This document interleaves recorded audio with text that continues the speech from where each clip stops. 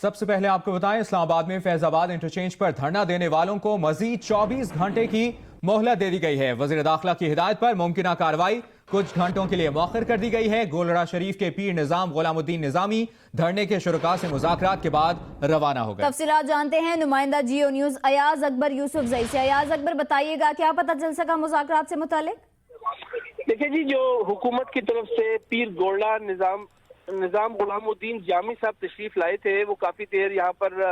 دھرنے کے قائدین ہیں ہم سے ملاقات کر رہے تھے، کافی دیر تک گفتگو شنید ہوتی رہی، اور ذرائع نے یہ میں بتایا کہ جو پیر گولڑہ نظام غلام الدین جامی صاحب کو راجہ ظفر الحق اور وزیر داخلہ احسن اقبال صاحب نے یہاں پر بھجوایا تھا، اور ان کا پیغام یہاں جو دھرنے کے قائدین ہیں ان تک پہنچایا گیا، اور ان کے پھر آگے سے جو انہوں نے جواب دیا ہے وہ اب واپس گئے ہیں وزیر داخلہ احسن اقبال اور سینیٹر راجہ ظفر الحق سے واپسی انہی کا پیغام لے کر ثالثی کا کردار ادا کر رہے ہیں پیر گولڑہ شریف۔ ذرائع نے یہ بتایا کہ ابھی جو ہمارے پاس انفارمیشن ہے اس کے مطابق یہاں پر جو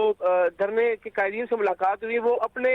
اس ڈیمانڈ سے پیچھے نہیں ہٹے ابھی تک۔ انہوں نے وہی کہا ہے کہ جی حکومت اگر سنجیدہ ہے اور حکومت اگر اس دھرنے شرکاء کو بات کرنے کے لیے آمادہ کرنا چاہتی ہے اور اس معاملے کو ختم کرنا چاہتی ہے تو فی الفور وزیر قانون زاہد حامد کو اپنے عہدے سے برطرف کریں، اور اس کے بعد وزیر داخلہ کے ساتھ جو ہے وہ بیٹھ کے بات چیت ہوگی، اور انہوں نے مشروط اس سے کیا ہے کہ اگر اس دھرنے کو ختم کرنا ہے یا اس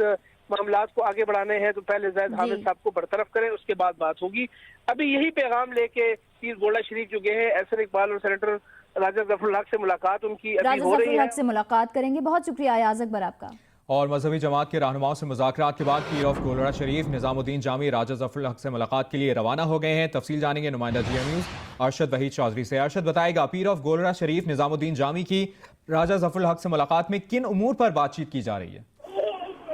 جی بالکل، ہمیں ابھی ذرائع سے معلوم ہوا ہے کہ چونکہ قائد ایوان سینٹ میں راجہ ظفر الحق جو ہیں جنہیں اب مذاکرات کا ٹاسک بھی سونپا گیا تھا، وہ تحقیقاتی کمیٹی کے سربراہ بھی تھے جس نے متنازع جو ترمیم کی گئی تھی ختم نبوت میں اس حوالے سے تحقیقاتی رپورٹ دینی تھی، اور وہ یہ رپورٹ سابق وزیر اعظم نواز شریف کو دے چکے ہیں۔ تو اس حوالے سے ذرائع کا یہ کہنا ہے کہ راجہ ظفر الحق اب اس معاملے میں نہیں پڑھنا چاہتے، اور انہوں نے معذرت کی ہے کہ وہ ان کے ساتھ اس لیے مذاکرات نہیں کر سکتے دھرنا دینے والوں کے ساتھ کہ چونکہ وہ وزیر قانون کے استعفے کا مطالبہ کر رہے ہیں، اور ایسے حالات میں وہ کیسے مذاکرات کر سکتے ہیں جبکہ وہ پہلے ہی یہ رپورٹ جو ہے وہ سابق وزیر اعظم کو دے چکے ہیں۔ تو اس حوالے سے اب ذرائع کا یہ کہنا ہے کہ جو احسن اقبال اور دیگر جو مسلم نون کی قیادت ہے، اور یہ بھی معلوم ہوا ہے کہ سابق وزیر اعظم نواز شریف کا بھی رابطہ ہوا ہے ان کے ساتھ راجہ ظفر الحق کے ساتھ، تو انہیں یہ کہا گیا ہے، ان سے یہ درخواست کی گئی ہے کہ وہ